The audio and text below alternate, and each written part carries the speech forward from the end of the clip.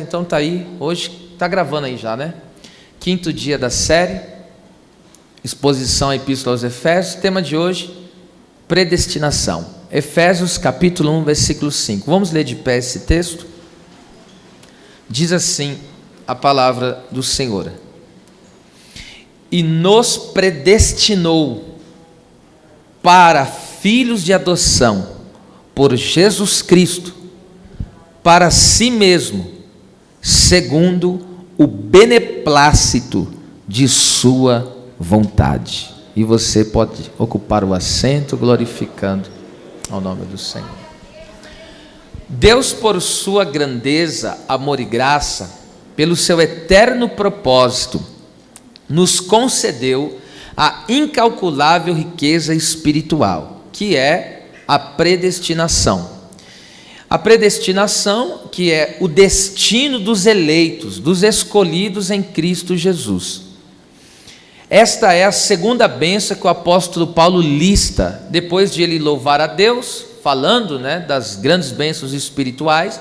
Agora ele começa a fazer uma listagem de quais são essas bênçãos espirituais pela qual faz ele irromper em grandes louvores a Deus. Falamos semana passada da eleição, e hoje a segunda bênção espiritual, porque ela vem do Espírito, tá certo? Ela é a predestinação.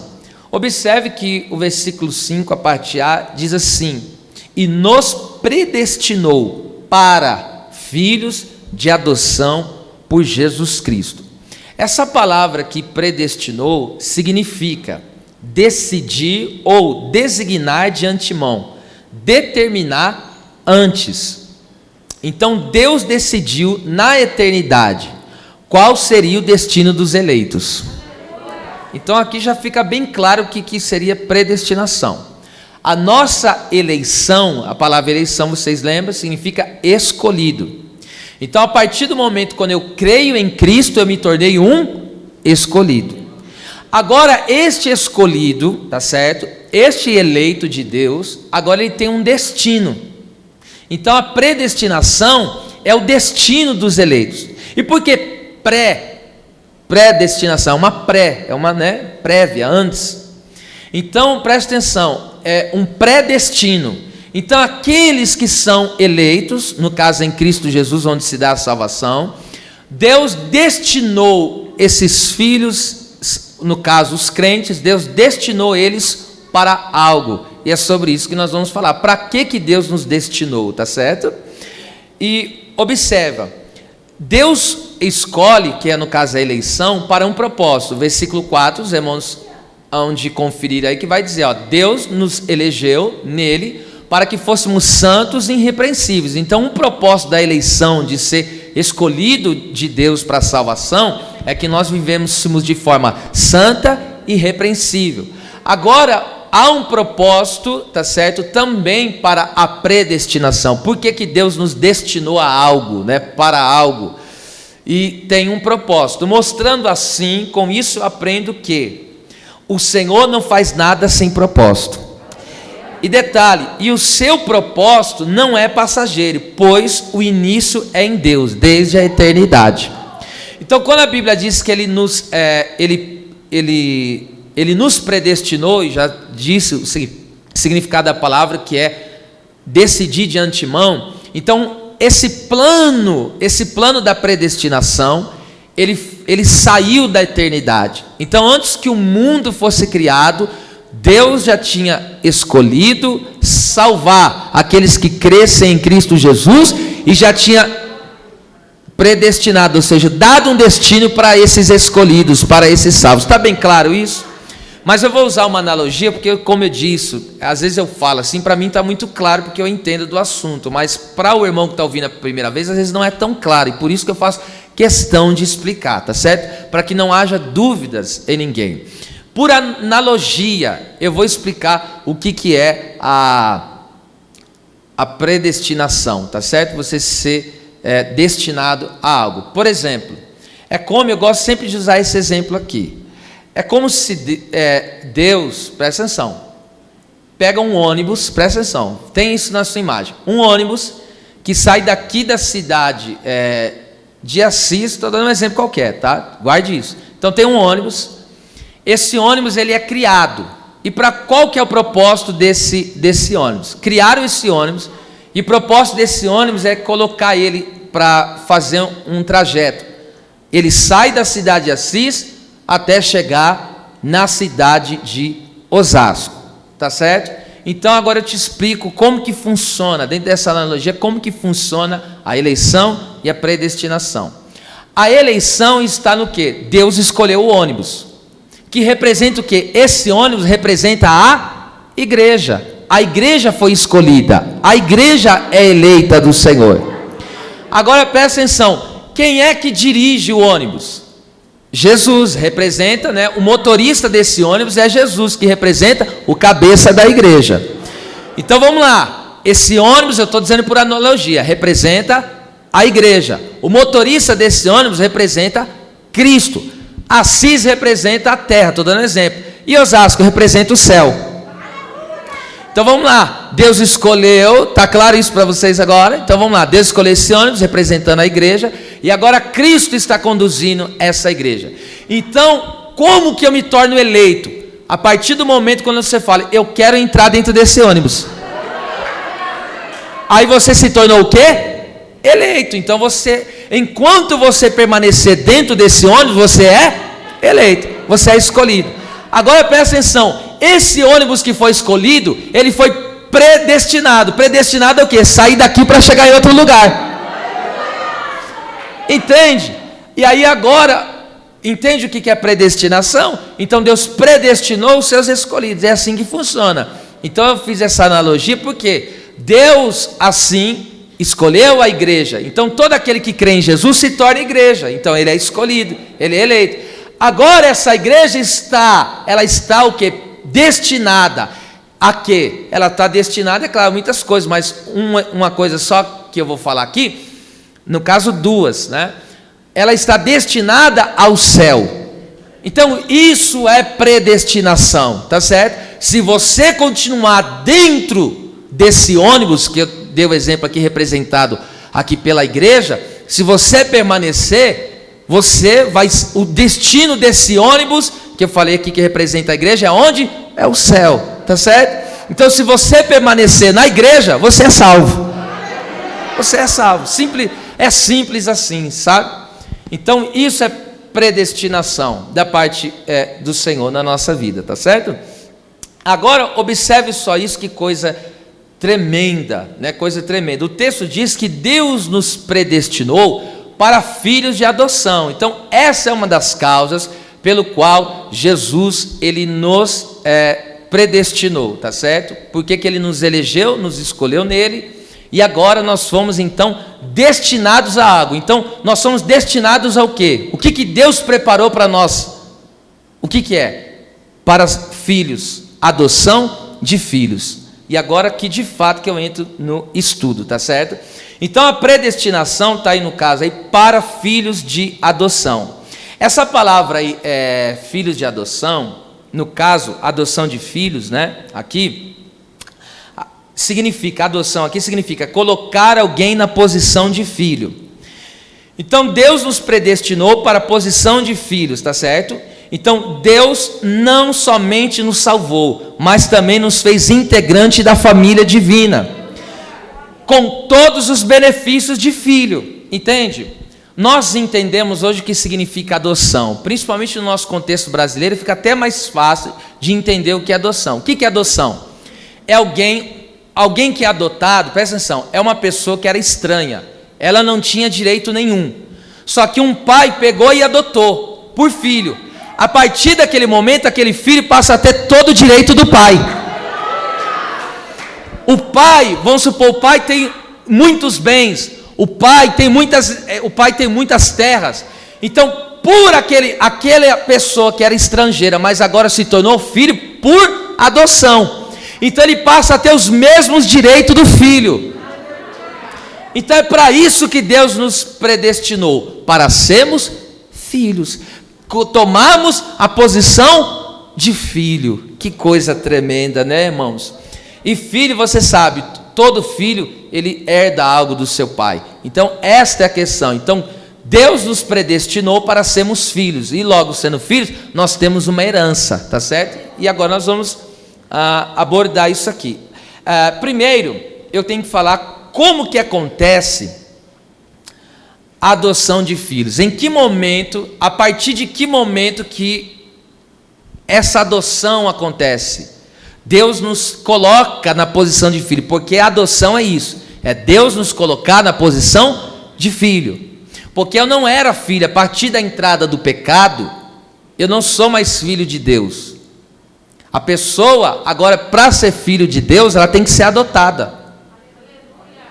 Entende? Vai entender, claro que agora nós vamos discorrer no estudo, vai ficar muito claro. Olha só, em João capítulo 1, versículo 1 ao 13, olha o que João diz. E Jesus veio para o que era seu, os judeus, e os seus não receberam. Mas todo aquele que o recebeu, deu-lhes Deus o poder de serem feitos filhos de Deus, não da vontade do homem, nem da vontade da carne, mas sim da vontade do Deus Todo-Poderoso.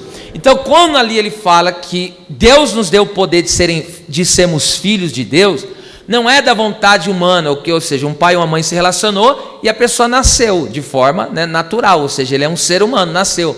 Só que esse nascimento nosso de adoção não é um nascimento físico, é um nascimento espiritual. E a nossa adoção, ela começa justamente nesse ponto, na regeneração. E o que é a regeneração? Eu vou ler o texto aqui para você entender. A regeneração é o nascer de novo. Olha só, em João 3, capítulo 3, versículo 3 e 5. Olha o que João vai dizer. Jesus respondeu a Nicodemos e disse: na verdade te digo, que aquele que não nascer de novo, que aqui no caso, no original está nascer do alto, que lindo, né? Aquele que não nascer do alto, não pode ver o reino de Deus. Então, quem não nascer de Deus, esse nascer do alto aqui, é nascer direto de Deus, tá certo? Então, quem não nascer de Deus, não pode ver o reino. É por isso que o homem natural, ele não consegue enxergar o reino de Deus. Por quê? Porque só pode ver, enxergar o reino, aquele que nascer de novo. Olha o versículo 5, vamos lá, e depois eu explico. Respondeu Jesus, e Jesus respondeu: na verdade te digo, que aquele que não nascer da água, que é a palavra, você recebe a palavra e a palavra te limpa, tá certo? E do Espírito, porque é o Espírito Santo que trabalha através da palavra, não pode entrar no reino de Deus. Então observe isso, quem não confessa Jesus como Senhor e Salvador da sua vida, ele não nasce de novo, e por ele não nascer de novo, ele não vê e nem pode entrar no reino. A pessoa só consegue enxergar o reino de Deus, e só depois poderá entrar no reino de Deus, se ela nascer de novo, ou o melhor traduzido ali ficaria, nascer do alto, nascer do próprio Deus. Então a adoção, que é ter uma posição de filho, ela começa no novo nascimento. Agora veja isso aqui comigo, observe só, Isaías, o que seria ver o reino de Deus?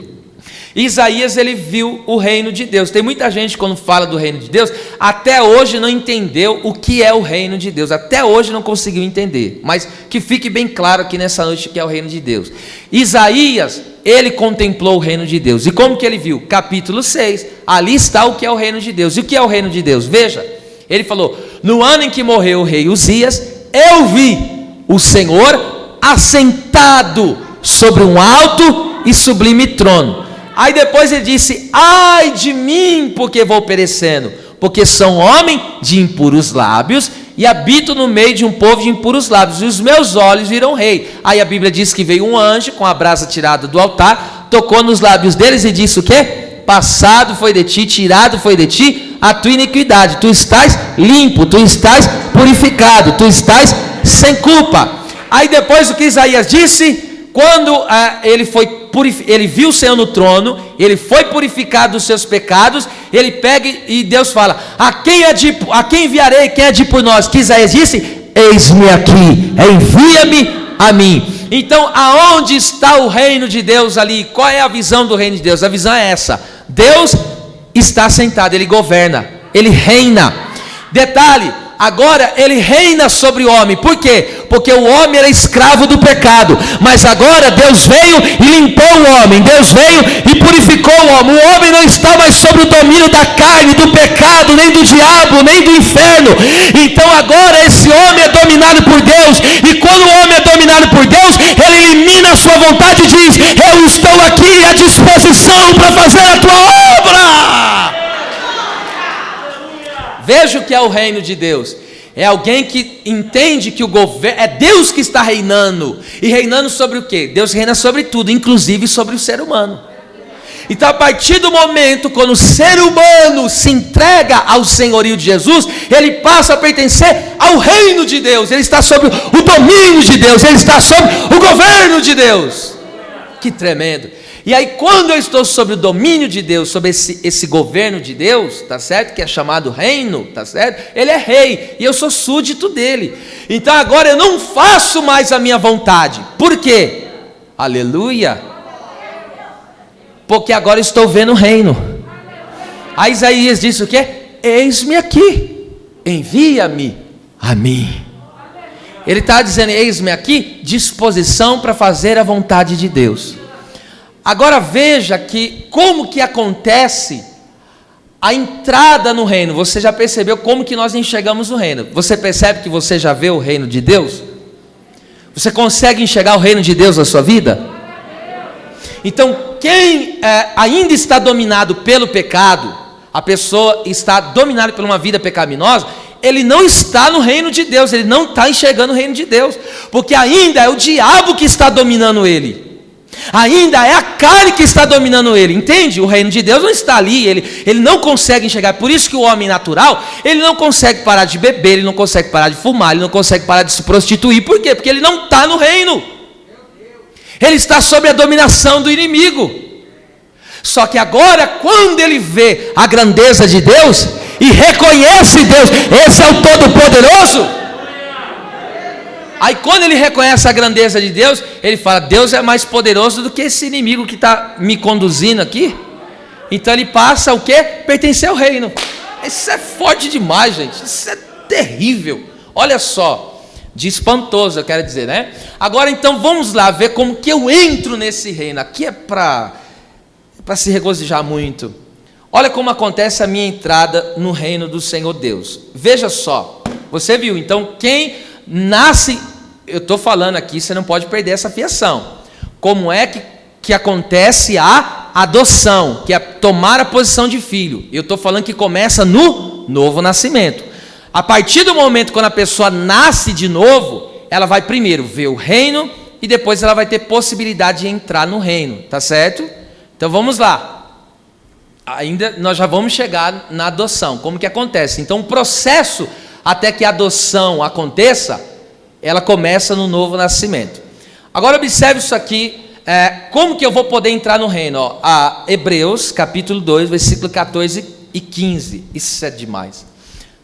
Observe comigo, ó. E visto como os filhos participaram da carne e sangue, nós aqui, vida humana, terrena, também ele, Jesus, ó, participou das mesmas coisas, ou seja, o verbo se fez carne, ele veio aqui em forma humana, para que pela morte da cruz do Calvário, aniquilasse o que tinha o império da morte, isto é, o diabo. Então presta atenção, o diabo, ele conseguia prender o ser humano, por quê? Porque o ser humano está preso ao pecado. E aí o diabo usa a morte. Para que o diabo usa a morte? Para levar o homem para o inferno. Então o diabo prende o ser humano no pecado, e aí agora ele pega a morte, esse é o império da morte. O Satanás usa a morte, tá certo? Ao comando dele, ele usa a morte. E para quê? Porque a pessoa morreu sem reconhecer Jesus como Senhor e Salvador da sua vida. Automaticamente, hoje em dia, ela vai para o Hades, que é o lugar de tormento, e futuramente ela vai para o lago de fogo e enxofre, que nós chamamos assim o inferno. Então presta atenção, quando Cristo morreu, veja só, o versículo está escrito que na morte, ó, pela morte, ele aniquilou esse império. Pela morte. Então essa palavra aqui, presta atenção, aniquilar significa fazer uma coisa não ter mais eficiência. É por isso que quem está no reino de Deus, a morte já não tem mais efeito contra a tua vida. Gente do céu. Agora entende o que Jesus falou? Quem crê em mim, ainda que esteja morto, por que viverá? Porque a morte já não tem mais efeito contra a minha vida. Ela não pode me prender no mundo dos mortos. Por que não pode? Jesus aniquilou o império da morte. Meu Deus, você chega a arrepiar, né, irmão? Baracassara cadaraia. Versículo 15, vamos lá. Eu estou me segurando, tenho vontade de entregar tudo, mas tem que ir aos poucos. E livrasse, olha lá, e livrasse todos os que com medo da morte, porque o ser humano tinha medo da morte, a consciência dele o acusava. Se você morrer agora, você vai para o inferno. Se você morrer agora, você vai eternamente sofrer. Então o ser humano ele vive em pânico. Por que você acha que as pessoas negam que Jesus veio na terra, morreu e ressuscitou? Porque a prova de que Jesus está vivo é que se eles não entregar a vida para Jesus, vão todos perecer. Então eles tentam se auto-enganar, dizendo Jesus não veio na terra coisa nenhuma, esse negócio de céu e inferno não existe. Entendeu? Porque a consciência diz para eles, se você não confessar a Jesus, você vai sofrer as consequências eternas. Agora olha só, e livrasse todos que com medo da morte. Então o cristão, ele já não tem mais medo da morte eterna. Ele não tem. Por quê? Porque você recebeu a vida. Você não tem mais medo, você não tem medo de ser jogado no inferno. Não pode ser jogado. Por quê?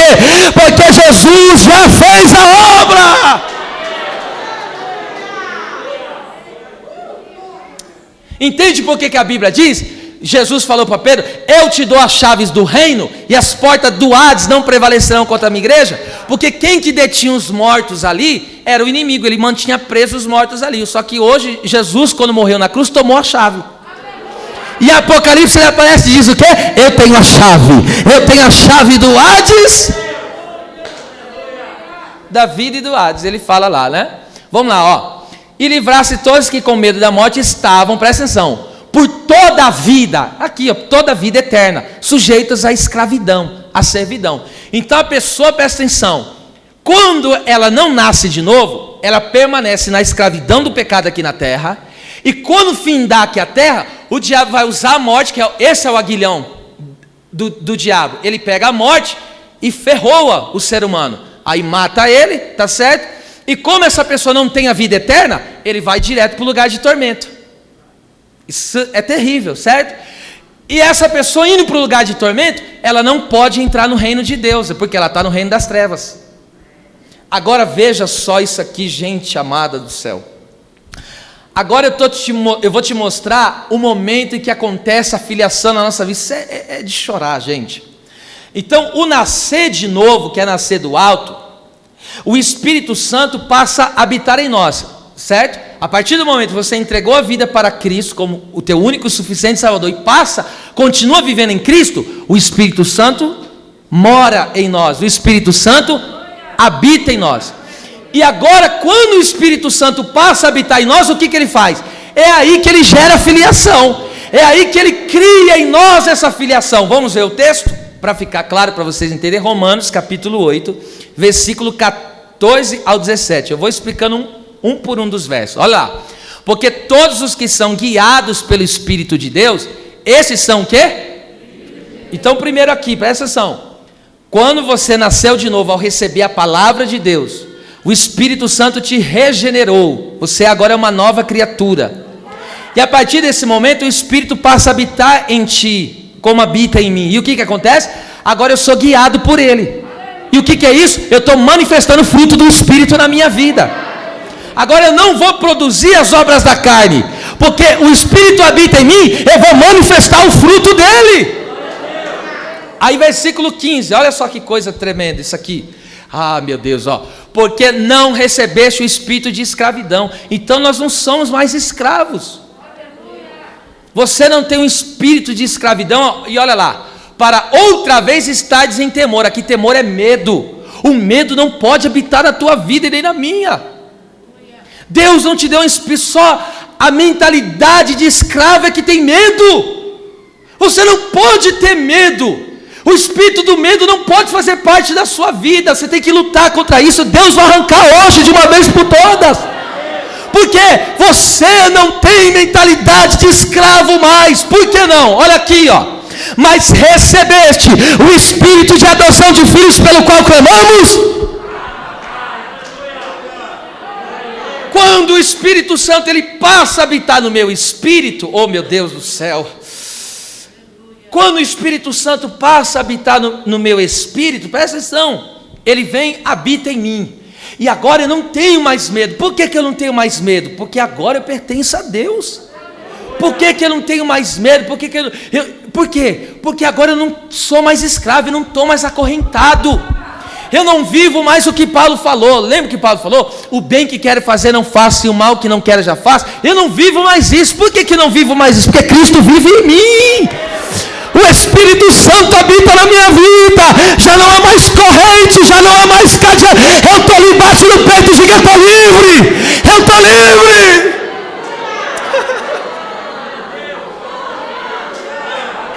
Oh, meu Deus do céu. Eu estou livre. Eu estou livre. Aí o diabo pega e fala: peca. Você fala: não peca, eu estou livre. Aí o diabo fala: fornica. Você fala: não fornica, eu estou livre. Aí o diabo fala: mente. Você fala: eu falo a verdade, eu estou livre. Eu não sou mais escravo.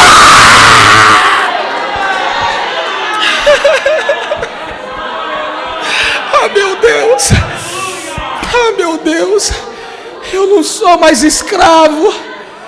Alguém está sendo libertado aqui nessa noite. Eu não sou mais escravo. E agora presta atenção. O Espírito Santo habitar no meu espírito, ele cria em mim a adoção. Ele faz o quê? Ele faz com que eu entenda que eu sou um filho de Deus. E por ser filho de Deus, o que eu faço? Abba, pai, papai, papai, oh papai, oh papai. É por isso que quando você está na dificuldade, você não volta para o Egito. Aí você curva-se diante e fala: papai, me ajuda, pai. Oh papai, me ajuda, pai.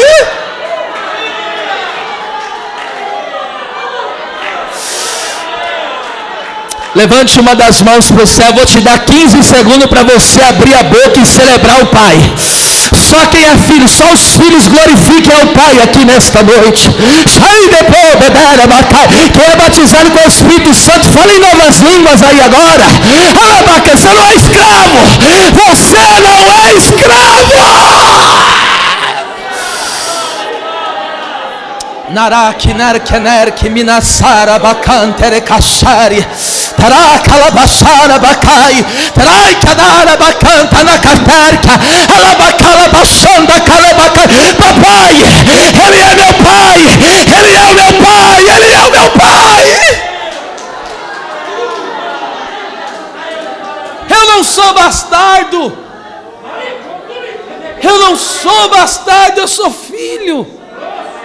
Olha que lindo o versículo de número 16. Gente, se tu não falar nada, olha só o versículo 16. O mesmo Espírito Santo que habita em nós testifica com o nosso espírito que nós somos.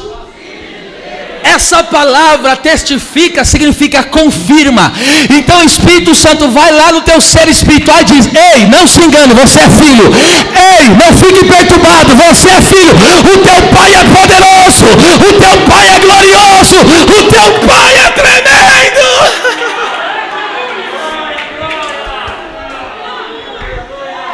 Mentalize isso comigo, mentalize comigo. Quando um filho pequeno está com dificuldade, veja, a criança está lá correndo. A criança, ela não sabe fazer nada. Eu estou dando um exemplo simples para você entender o que acontece no mundo espiritual. Por exemplo, eu tenho minha filhinha, 3, 4 aninhos. Ela não consegue ir no banheiro sozinha. E isso é um pedido de socorro dela, porque ela não consegue ir. Para ela conseguir usar o sanitário, ela fala: papai. Ou ela chama, entende, alguém de casa, e ela fala: me leva. Aí você vai, coloca ela, cuida, deixa, entende? Então no mundo espiritual é o que acontece. Nós não conseguimos fazer muitas coisas, só que você tem um pai tremendo, você tem um pai glorioso. Aí você fala, pai. Aí você fala, papai, não estou sabendo lidar com isso. O pai vai te socorrer.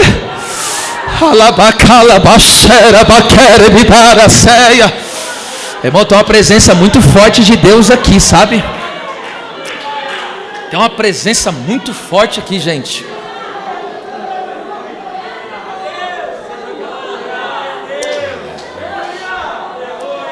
Agora veja, essa adoção, presta atenção, adoção, anote isso, adoção, colocado na posição de filho. Então, nasceu de novo, você começa a enxergar o reino. Quando você enxerga o reino, aleluia, agora o Espírito passa a habitar em ti. E quando ele passa a habitar em ti, ele cria em você a filiação. Aí você entende que você é filho, então você clama ao teu pai. Só que não fica só nisso. Olha o que acontece com o filho. Aqui é que está o negócio. Versículo 17.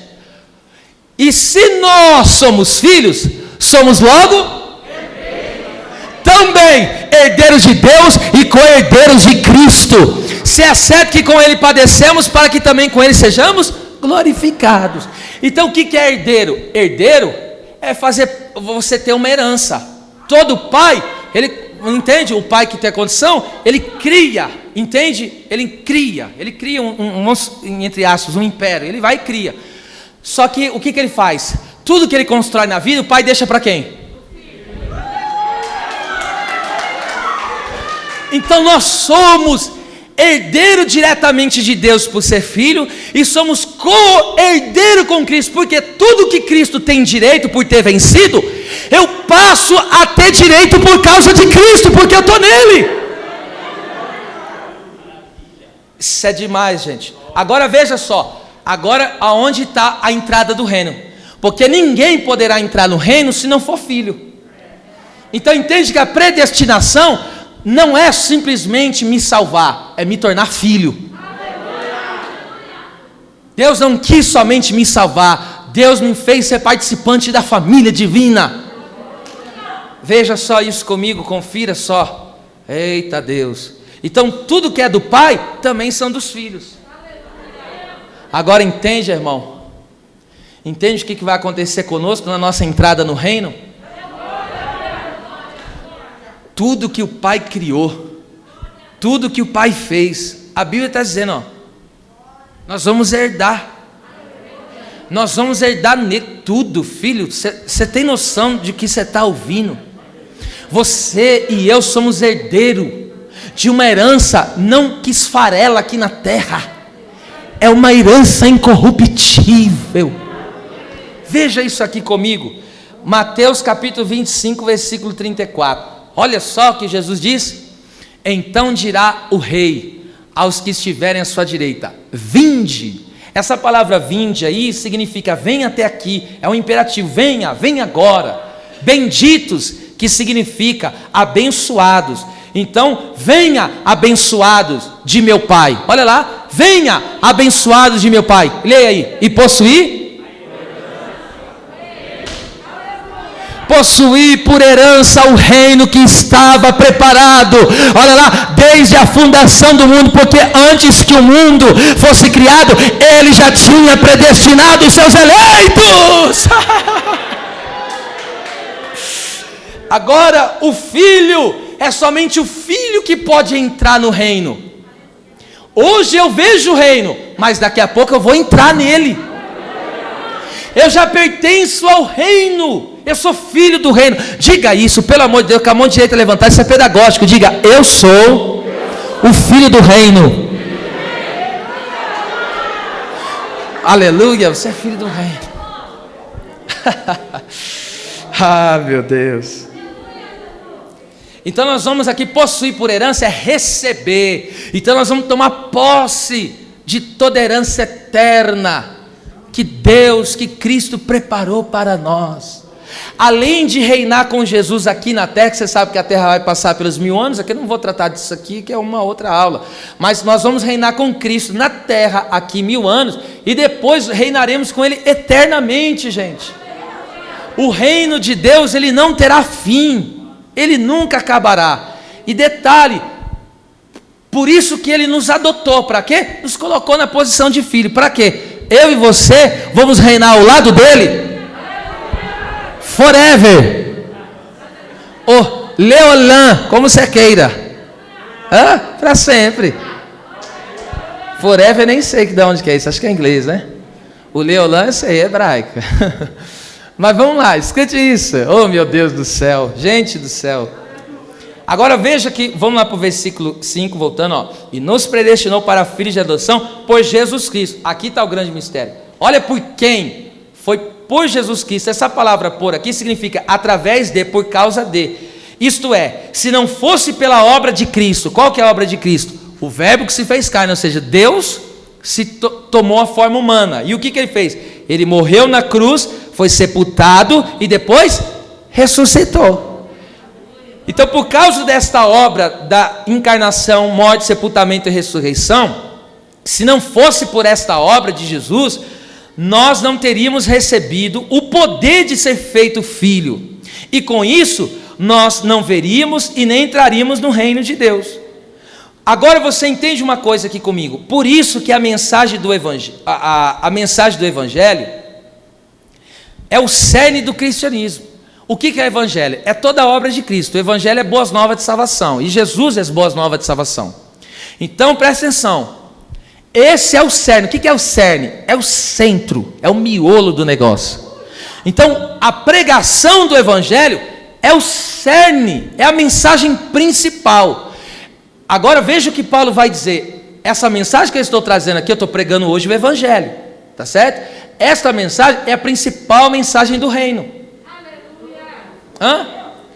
Agora veja o que o apóstolo Paulo diz para a igreja aos Coríntios. Agora você entende por que o diabo, de uma maneira sorrateira, conseguiu tirar a mensagem do Evangelho dos púlpitos e colocar a mensagem de autoajuda? Para quê?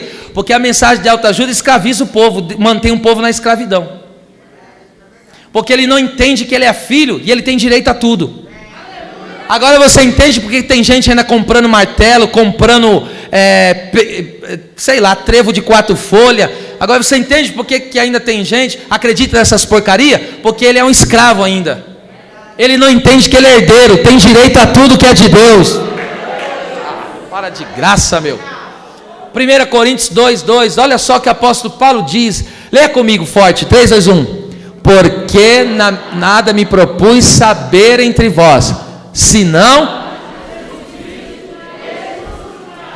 Então veja o que Paulo disse: nada me propus a saber entre vós, senão a Jesus Cristo e esse crucificado. O que o apóstolo Paulo está dizendo para os irmãos?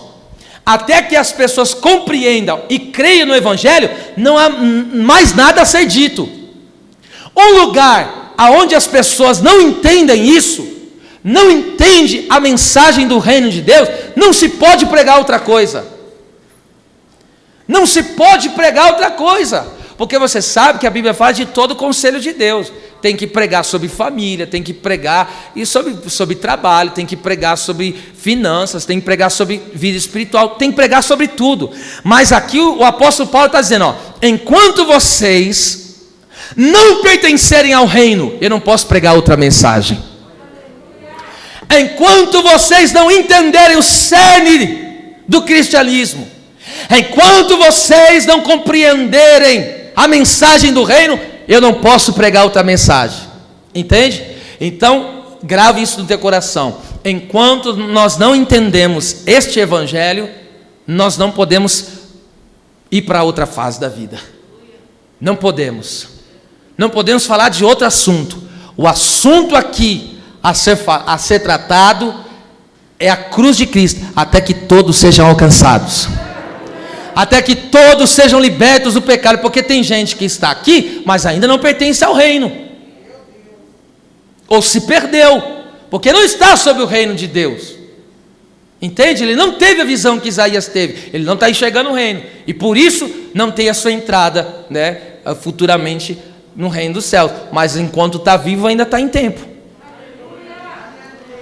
E essa obra da predestinação para a adoção de filhos, então ele me predestinou para que eu seja filho.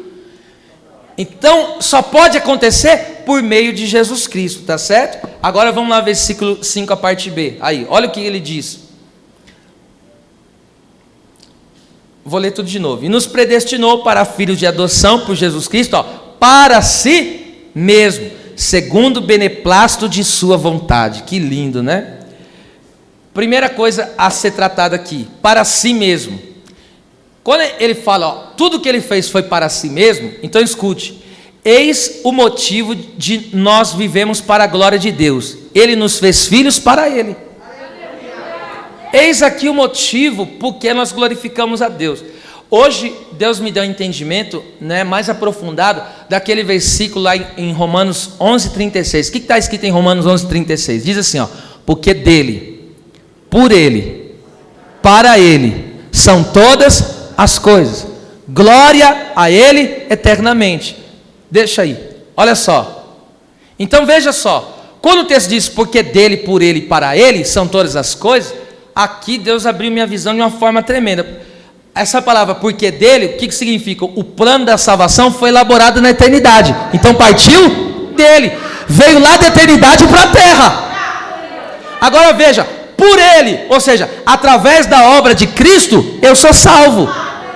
Então é por intermédio dele, eu me torno filho. E agora veja só, para Ele. Então, veio o plano da eternidade, o homem se perdeu, Ele veio e resgatou o homem. E para que Ele resgatou o ser humano? Para Ele mesmo. É por isso que Ele é digno de ser glorificado, porque tudo que Ele faz é para a glória dEle.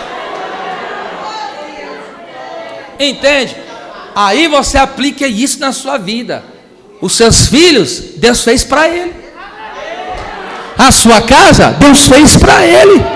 A sua família, Deus fez para Ele. Aleluia. Então o que vai acontecer? O plano não começou na terra, começou no céu. Deus vai fazer uma obra, vai completar a obra, e toda a tua vida vai glorificar a Deus. Agora entende? É glória, glória pois a Ele eternamente. Então Ele vai ser glorificado eternamente, porque tudo que Ele fez foi para a glória dEle. Em outras palavras, aí você, né? Deus será glorificado por toda a eternidade, tá certo? Tudo gira em torno do nome de Deus, tudo gira em torno dEle. Ele é criador, nós somos criatura, nós somos dEle. É tudo, irmão, tudo é para a glória dEle. Que lindo isso, hein? Agora está aqui, chegando na parte final do mistério. Se segura nessa cadeira, porque até o final que você não vai aguentar não, irmão. É coisa muito, falar das coisas eternas é muito sério. Vamos lá. Para si mesmo, segundo o beneplácito de sua vontade. Se é pedagógico, repete comigo. Segundo o beneplácito de sua vontade.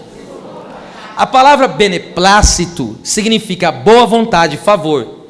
E essa palavra aqui, vontade, significa o que se tem determinado. Então, parafraseando para os irmãos, vai ficar assim: Deus determinou por sua bondade salvar o homem por meio de Jesus Cristo.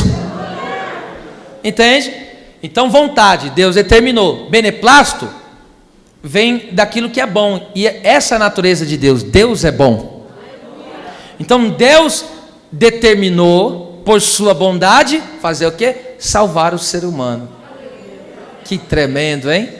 E Deus determinou, ó, vou escolher ele para salvá-lo e vou predestinar para ser meu filho. Esse é o nosso destino na eternidade, ser eternamente um filho de Deus. Aleluia. Agora veja, tem uma história na Bíblia que me ajuda a entender o que é beneplácito e vontade. Essas duas palavras você não vai esquecer mais. Então tem uma história bíblica que, olha, se encaixa perfeitamente aqui para mim poder te explicar, né, o que é beneplácito, o que é vontade. Já falei, beneplácito, boa vontade, favor, graça. E aqui no caso vontade, aqui no original seria traduzido aquilo que se determina. Então é Deus que determina, e o que Deus determina ninguém pode invalidar. Agora veja isso aqui, a história de Esther. Eu vou ler dois textos com você que mostram o que é beneplácito e o que é vontade, ou seja, o que Deus determinou. Beneplácito é o que? O favor de Deus, a bondade de Deus para nós, é o favor de Deus a nós, e Ele determinou fazer esta obra de bondade, misericórdia e salvação, porque Ele é bom, tá certo? E a história de Esther, irmão, é perfeito, encaixa aqui no beneplácito e na vontade. Capítulo 5 de Esther, já deixa aí para mim. Observe, a Bíblia fala que Esther, ela casou com um homem chamado Assuero, e esse rei Assuero, ele era o rei da Medo e da Pérsia, era o império dominante da época. E o que aconteceu? Se levantou nesse império Medo e Persa um homem chamado Ramã.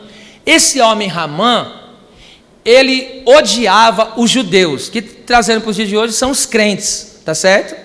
E ele odiava os cristãos, principalmente Mardoqueu. Por quê? Porque Mardoqueu era um judeu, e sendo um judeu, ele não tinha os mesmos costumes de Ramã, e todo mundo reverenciava Ramã, todos os homens do reino se prostravam diante de Ramã, só que a Bíblia diz que Mardoqueu se mantinha na posição, ele não se dobrava diante de Ramã, do inimigo.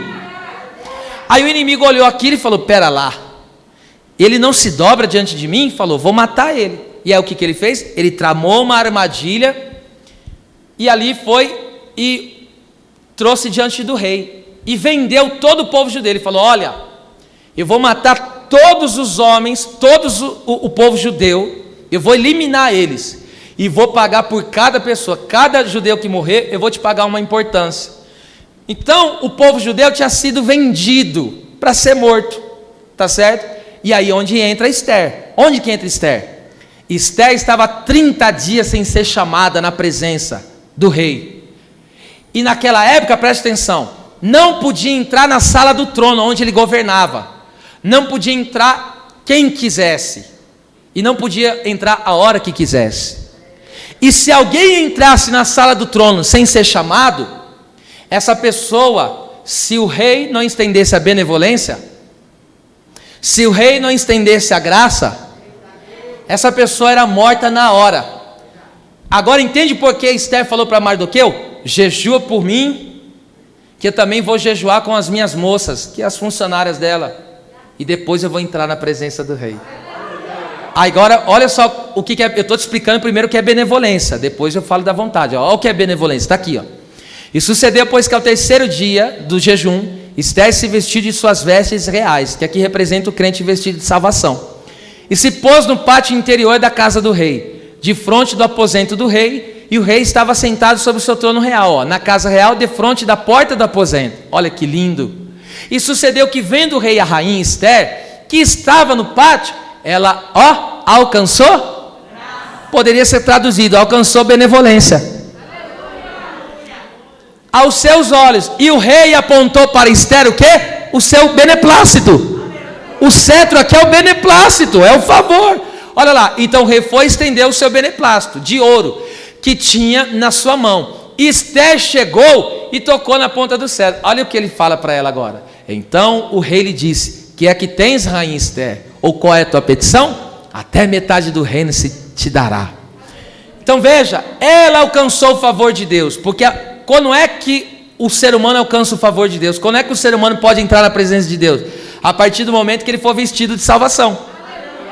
E agora, pelo sangue de Jesus, nós podemos entrar até o trono de Deus. Espiritualmente isso acontece, tá certo? Então aqui está o favor de Deus, onde nós encontramos o quê? Graça, onde nós encontramos o amor, onde nós encontramos, e tudo flui ali, do trono benevolente do Senhor. Aleluia.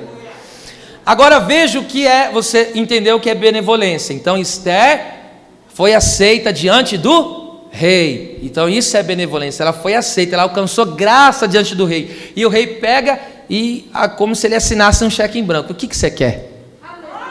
Assinou um cheque em branco e falou: põe um valor aí que você quer. Mais ou menos isso.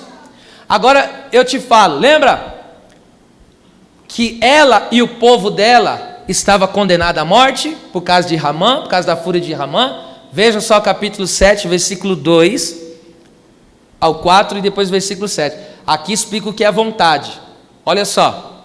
Disse também o rei a Esther, no segundo dia do banquete do vinho: qual é a tua petição, rainha Esther? E se te dará. E qual é o teu requerimento? até a metade do reino se fará. Olha o versículo 3.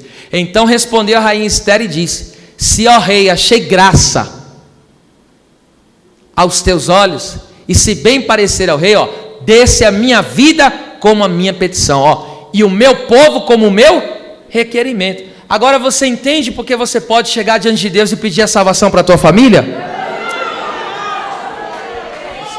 Você não pegou essa, hein? Olha, vou continuar. Versículo 4. Só a parte A, ó. Porque estamos... Olha o que ela diz. Nós fomos vendidos. Agora veja só. Ela está dizendo nós somos o que? Vendido. Por que ela está dizendo fomos vendidos? Por causa do pecado nós somos vendidos. O pecado nos escravizou. Ou seja, o inimigo abraçou o ser humano. Por quê? Porque o salário do pecado... Agora veja isso aqui, o versículo 7, que coisa tremenda. Quando Ester, ela acha graça diante do rei, e ela fala: eu quero a minha vida, trazendo para nós, eu quero ser salvo, e não só eu, quero eu e minha casa a salvação.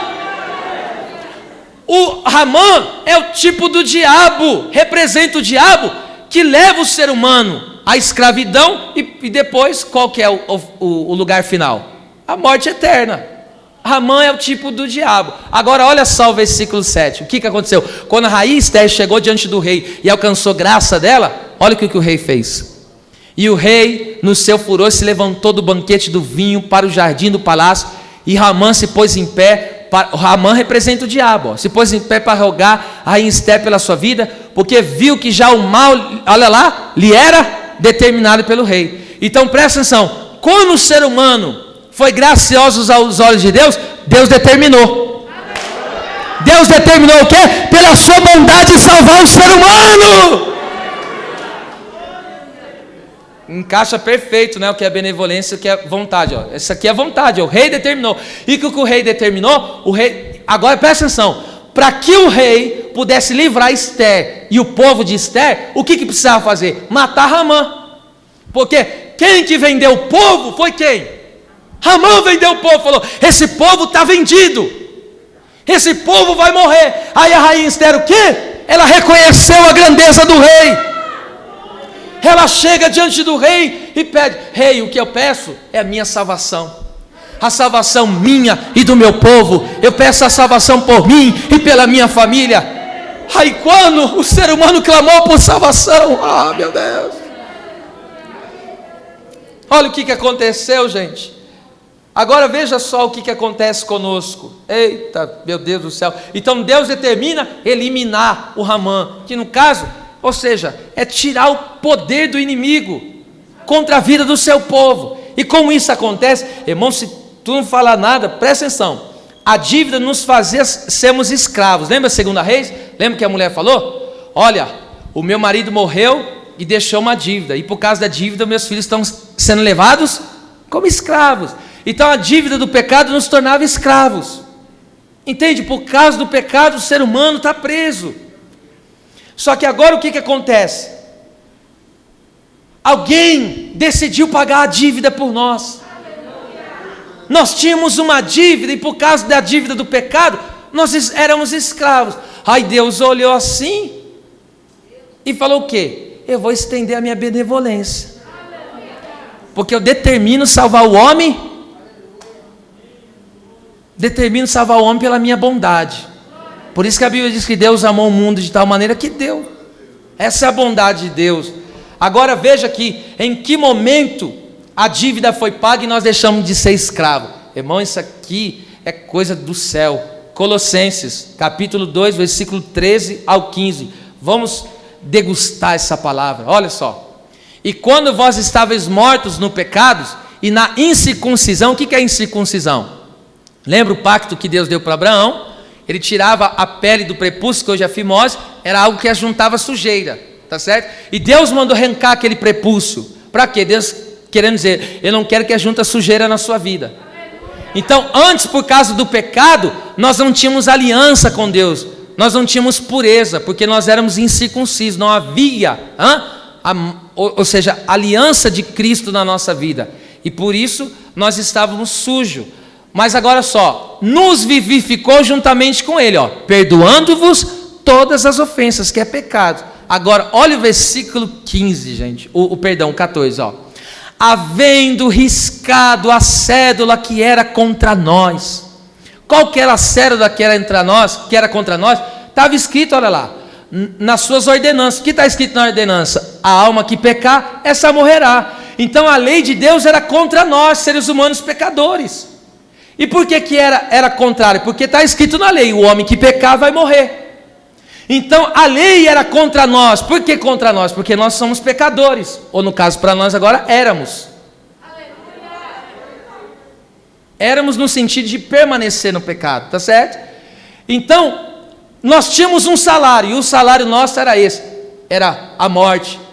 Então havia uma cédula, havia um valor que era contra nós, e era revelado no mandamento de Deus, a alma que pecar essa morrerá, ó, a qual de alguma maneira nos era contrária. Agora, olha isso aqui, gente, e Jesus, ó, e atirou do meio de nós, leia isso aí, forte. Essa palavra cravando, presta atenção, cravando significa prender com os pregos. Não pegaram, sabe aquilo, a nossa dívida? Toda a dívida do pecado que nós tínhamos, quando as mãos do Senhor foi perfurada, Ele cravou a nossa dívida na palma da mão. Os cravos, quando foi batido nele, Ele está dizendo, está aqui, está quitado. A dívida do homem eu paguei, ou seja, eu cravei na cruz a dívida. A dívida do pecado ele cravou na cruz. Agora presta atenção, ele pegou quando aquela coroa foi colocada na cabeça dele, quando as mãos dele foi perfurada, ou seja, está sendo cravada uma dívida. A dívida do pecado estava sendo cravada lá nele. Ele pagou a dívida. Aquelas mãos perfuradas é a marca do preço da dívida. Era tão alta que até hoje ele tem uma marca. Até hoje as duas mãos dele estão perfuradas. Porque esta é a marca da quitação. Esta é a marca que o preço foi pago. Ele cravou-a na cruz. Agora veja. Olha quando ele crava na cruz a minha dívida, a sua dívida. Olha o que aconteceu, gente do céu.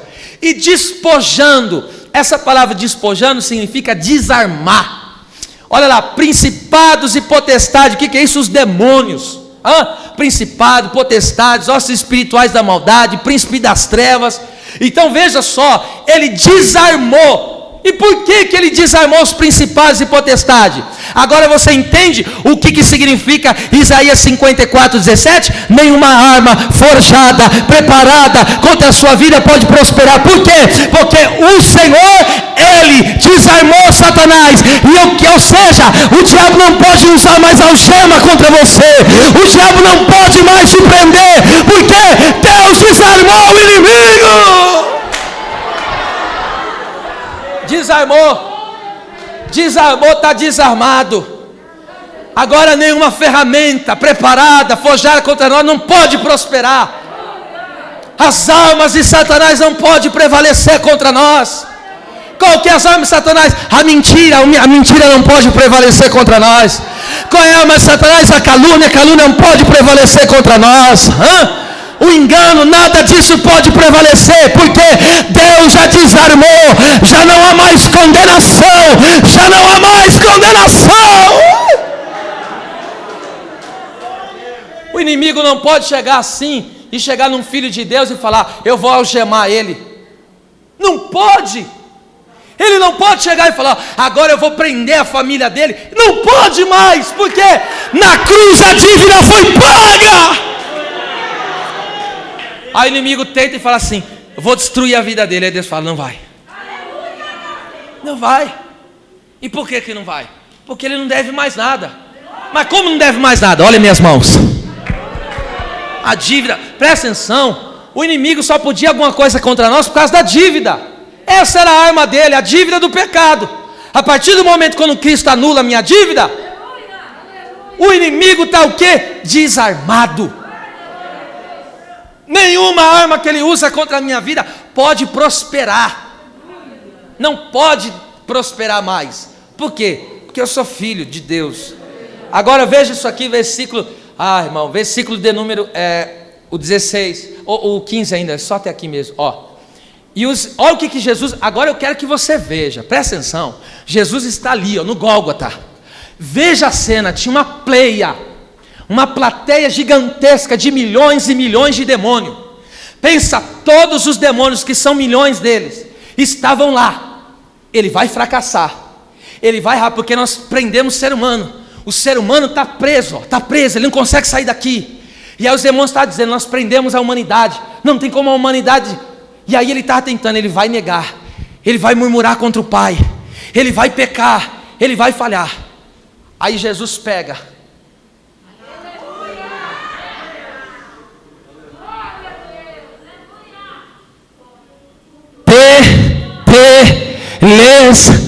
Pai, está consumado. Olha, quando ele fala está consumado, imagine os milhões de demônios gritando: acabou a farra! Acabou a farra, porque acabou! Agora o ser humano tem dono! E esse...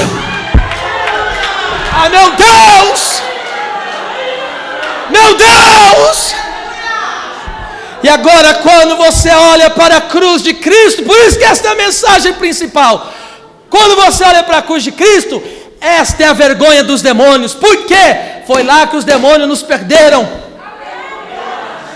o domínio que eles tinham sobre nós, de nos atormentar, de nos colocar numa depressão, nos vícios sem saída. Não estou dizendo as coisas naturais de dificuldade, estou falando das coisas espirituais, opressivas, e ali o ser humano não conseguia sair. Agora Cristo foi e pagou o preço, e agora presta atenção, esta palavra, presta atenção, Ele expôs diante de todos aqueles demônios. Quando Jesus está sendo crucificado, Jesus desarmou cada um deles. Jesus desarmou todas as armas dele, de querer colocar vício, destruição, miséria na família, no casamento. Está vendo? O inimigo já despojou, Deus já despojou o inimigo. Por que você deixa ele ainda ficar lutando contra o teu casamento? Essa arma não pode prosperar contra a tua família. Se posiciona como um filho de Deus hoje. Aí veja só, agora isso aqui, eu estou encerrando, e os expôs publicamente deles. Imagine, estava no mundo espiritual, Jesus olhou para cada um deles, assim, diante, ao derredor, imagine aqueles milhões de demônios, e Jesus olhou por um e disse: acabou. Agora todo aquele que crê em mim, todo aquele que olhar para a cruz, será salvo. Aleluia. Agora aqui veja, triunfou. Essa palavra triunfou em si mesmo. Sabe o que significa triunfar? Celebrar um triunfo, cantar um hino. E eu descobri qual foi o hino que Jesus cantou no dia que ele triunfou na cruz. É por isso que eu digo, a morte na cruz não foi a derrota de Jesus. A morte na cruz foi o preço pago, foi a vitória consumada. Veja isso comigo, pelo amor de Jesus Cristo. Jesus cantou um hino naquele dia, diante de todos os demônios. Ele olhou para os demônios, olha o hino que ele cantou. Eu vou te mostrar o hino que ele cantou, filho. 1 Coríntios capítulo 15, versículo 54, a parte final, até o 57. Veja o hino que Jesus cantou diante daqueles milhões de demônios. Olha só o que ele cantou. A parte final, vamos ler todo o versículo, vai. E quando isso que é corruptível, nosso corpo, se revestir da incorruptibilidade, e isto que é mortal se revestir da imortalidade, então cumprir-se-á a palavra que está escrita. Leia bem forte, olha o tema do cântico dele. Lê forte, 3, 2, 1. Olha só, tragada foi o quê? Então não é a morte que vai nos matar, é nós que vamos devorar ela. Meu Deus! Agora entende? Presta atenção. Hoje o que acontece? A morte vem e toca, por permissão de Deus, o cristão. Quando acontece isso, é permissão de Deus. A morte vem e toca. Mas o que vai acontecer? A morte já não tem mais poder sobre mim. O que vai acontecer? Daqui a pouco a trombeta soa. E quando a trombeta soar, a morte não pode me segurar. E o que vai acontecer? Eu vou levantar da tumba. Eu vou ser arrebatado. Por quê? Porque ali se cumprirá a vida. Tragou a morte. Tragada foi a morte na vitória. Meu Deus do céu. Eu estou me regozijando nessa noite. Meu Deus. E eu fico pensando a morte naquele dia, no grande dia do arrebatamento. A morte desesperada. Agora eu vou segurar esses crentes. Agora eu vou amarrar esses crentes. Mas quando tocar a trombeta, vai se levantar cada um por um dos crentes. Todo aquele que acreditou em Jesus Cristo se levantará da tumba, e não levantará de qualquer jeito, com um corpo glorificado. E aí você vai dizer: sai daqui, morte, eu te venci, eu te venci, eu te venci.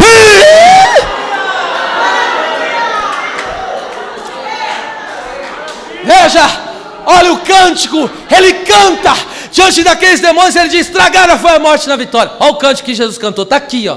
Jesus cantou isso, ó. Onde está, ó morte, o teu aguilhão? Onde está, aqui é traduzido certo, é morte também, tá? Onde está, ó morte, o teu aguilhão? Onde está, ó morte, a tua vitória? Jesus está cantando. Cadê? Cadê, ó morte, a tua vitória? Cadê o teu aguilhão? Cadê? Aonde está? Onde está o teu aguilhão, morte? Aonde está, morte, a tua vitória? Olha só onde está, olha só. Ora, o aguilhão da morte é o pecado, e a força do pecado é a lei. O que é isso? A lei me mostrava que eu era pecador.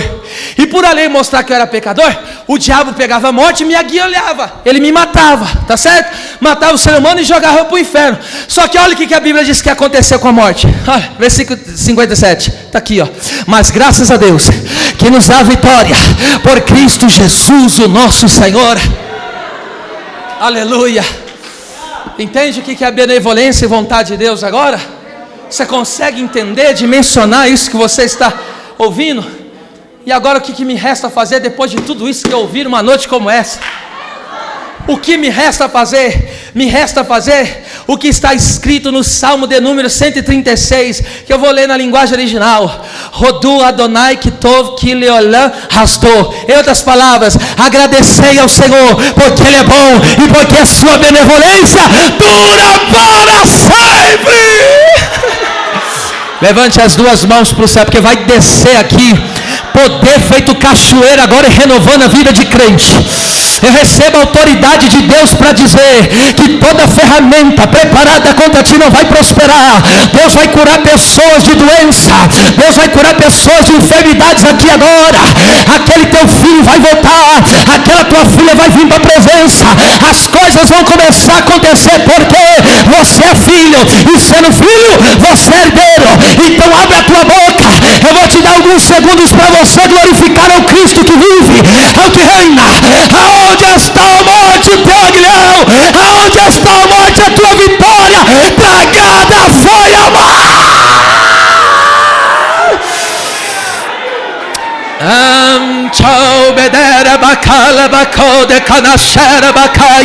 Você quer batizar com o Espírito Santo? Gosta agora deste momento da presença de Deus. Começa a falar em outras línguas agora, porque Deus começa a derramar graça, Deus começa a derramar poder. Aqui Ele vai batizar com o Espírito Santo. Abre a boca para adorar, abre a boca para glorificar. Deixa a frieza de lado, deixa a soberba de lado, deixa a arrogância de lado, porque o teu Cristo triunfou, o teu Cristo venceu. Olhai para mim, cessai.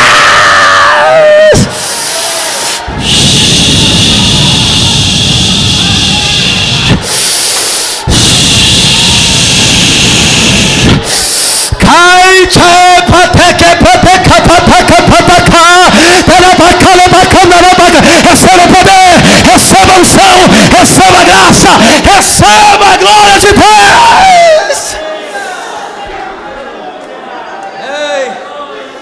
Erando kamande kerebakeia, darai kijo hamande kovasai. Veja o reino de Deus, veja o reino de Deus, veja a cadeia sendo quebrada, veja a corrente sendo quebrada, o que estava amarrando a tua vida, o que estava prendendo a tua vida, hoje cai debaixo desta palavra, porque o Filho de Deus, se Ele vos libertar, verdadeiramente serei livres. Meu Deus, eu estou tomado aqui, gente. Tem uma graça de Deus tomando aqui. Olha só, já tem gente recebendo aqui, ó. Já tem gente recebendo aqui, ó. Já tem gente recebendo aqui, ó. Humilhar, camante, quer da lavassa. Ah, meu Deus do céu, é forte isso aqui, hein? Aleluia. Ei, Deus, que onai. Precamante covasseria candaraia. Erai jo calante covassara bacantere bahai. Erai que o decancho quera bacandere bagai. Vai ter pessoa que vai ter experiências novas com Deus aqui agora. O Espírito Santo está sondando mentes e coração. Aonde encontrar lugar ele vai operar. Aonde ele encontrar lugar ele vai renovar. Aonde ele encontrar lugar ele vai encher. Aonde ele encontrar lugar ele vai curar. Aonde ele encontrar lugar, não deixe o diabo te acusar. Se você olhar para a cruz, a acusação cai agora. Não deixe o inimigo te acuar. Se você olhar para a cruz, você vai saber que a dívida está paga.